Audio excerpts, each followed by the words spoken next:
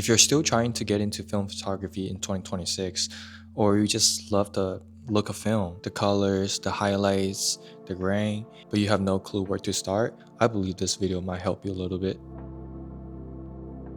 Okay, I know nowadays a lot of people are selling those film LUTs for that you can just use it for your digital images. Digital still doesn't fully recreate the feeling of real film. And if you're thinking about buying your very first film camera, this video is for you.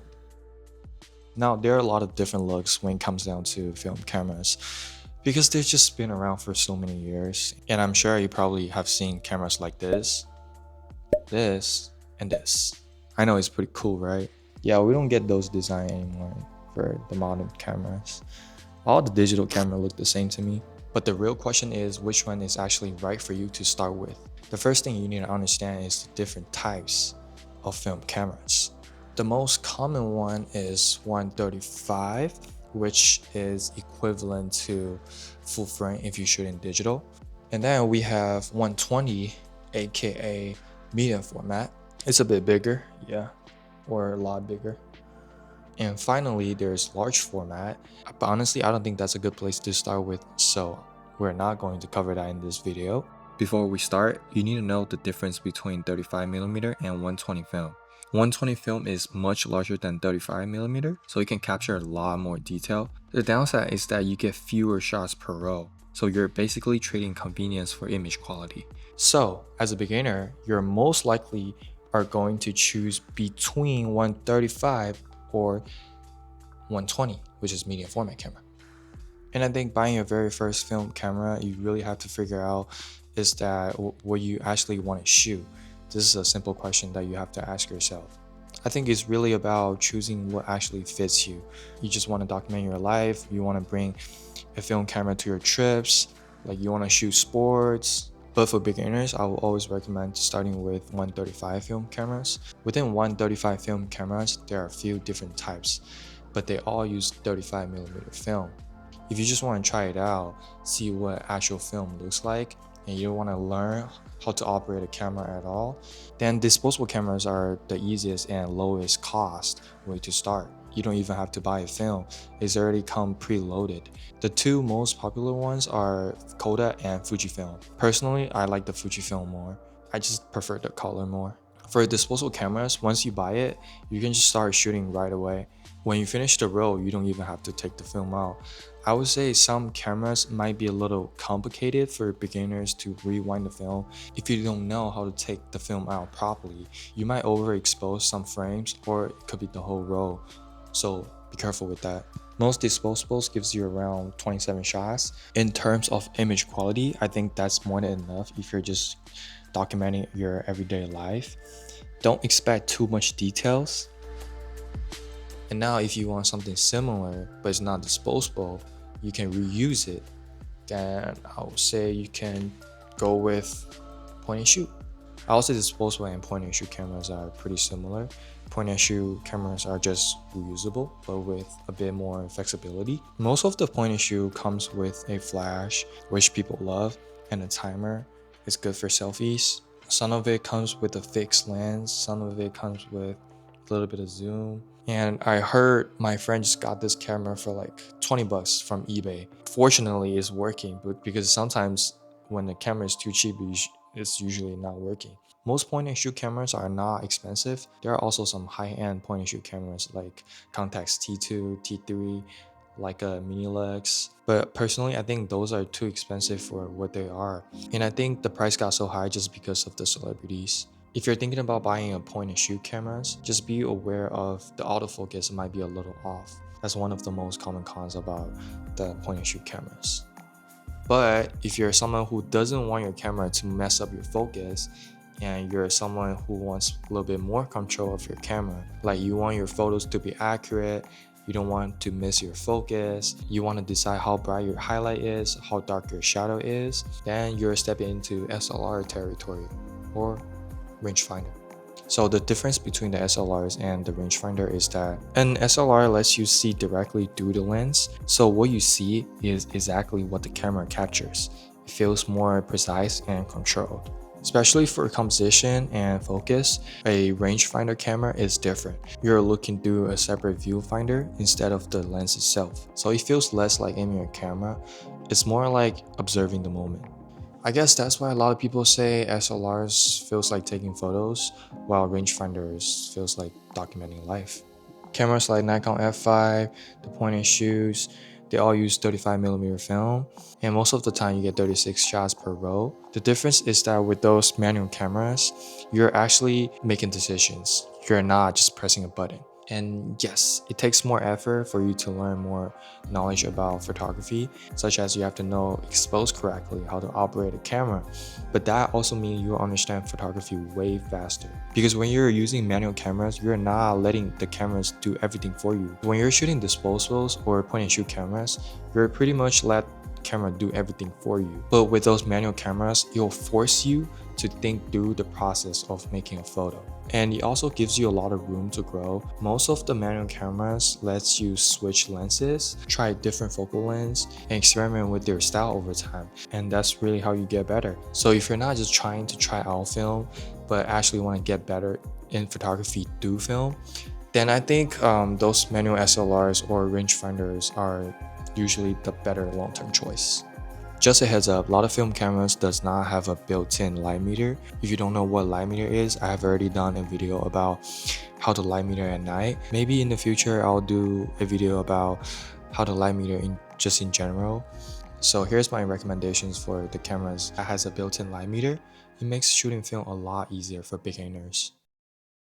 Okay, now let's talk about medium format cameras, aka 120, the big boys game. I think this is kind of where things gets a little more serious.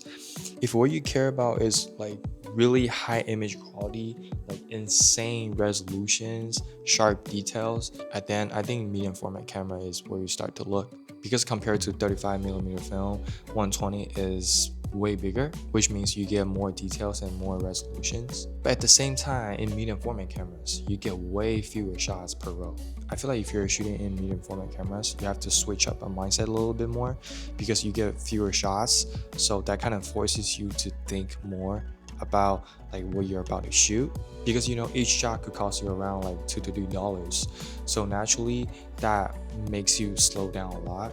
Other than money, like if you just want to capture in your daily life or you want to take some casual photos with your friends, I really don't think medium format camera is necessary. Sometimes it takes more time to, you know, operate, like focus, and I just don't think it's convenient for, you know, some casual shots.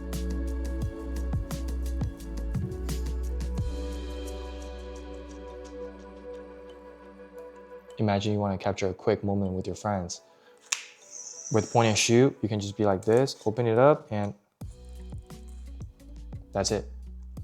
And now think about if you're using a medium format cameras, like the freaking RZ67. You have to hold it like this, like a rock, or you have a tripod, I don't know, I don't care. Open this up. Why is it not opening? Okay, here you go. And then be like, okay, let me light meter, blah, blah, blah, blah, blah. Light meter, and then, okay, hold up, everybody, hold up. Let me focus. 3, 2, 1. Okay, hold on. Let me take the slide out. Here we go. Okay, everybody, 3, 2, 1, or you don't count, I don't know. Boom. That's one.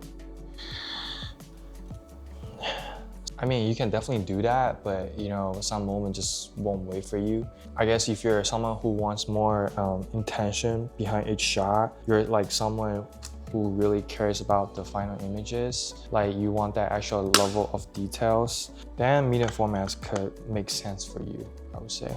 But RZ67 is way too big.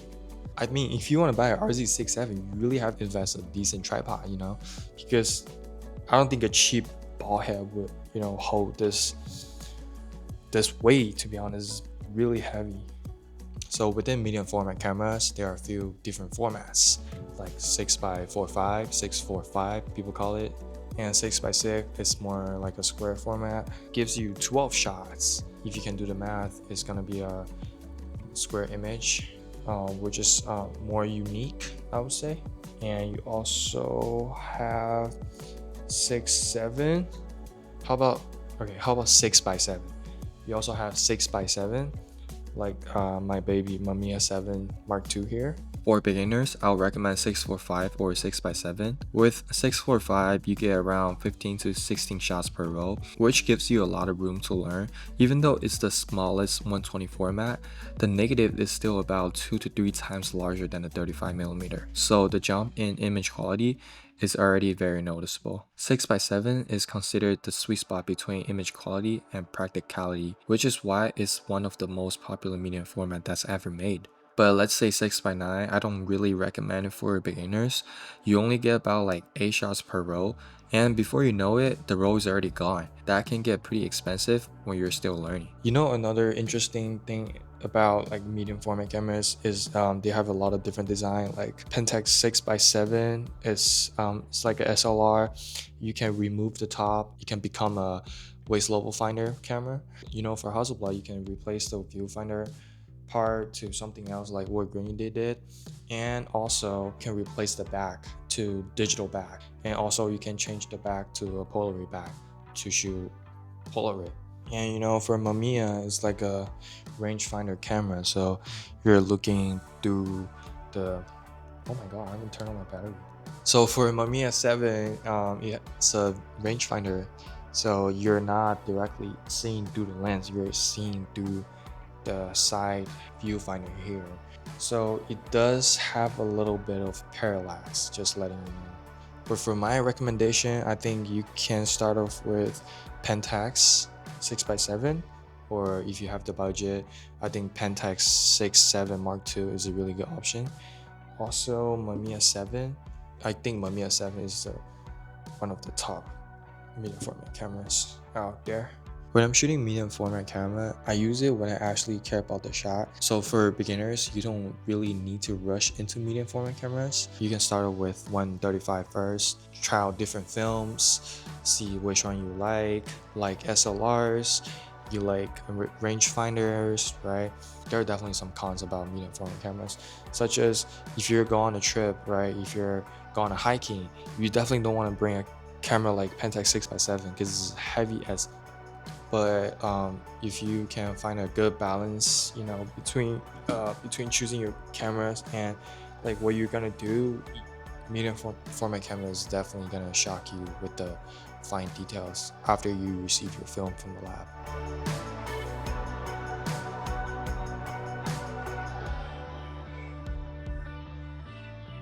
You know, at the end of the day, it's not really about choosing the best film cameras or digital cameras. They're all just a tool.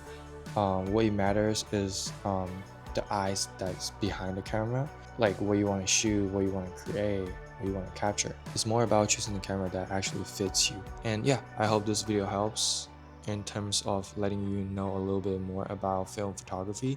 I know I haven't gone through a lot of things such as like films and metering, and I haven't really go through the details about each cameras, right? And if you have any questions, you can comment down below. Maybe I'll make that into a video in the future. And thanks for watching, and peace.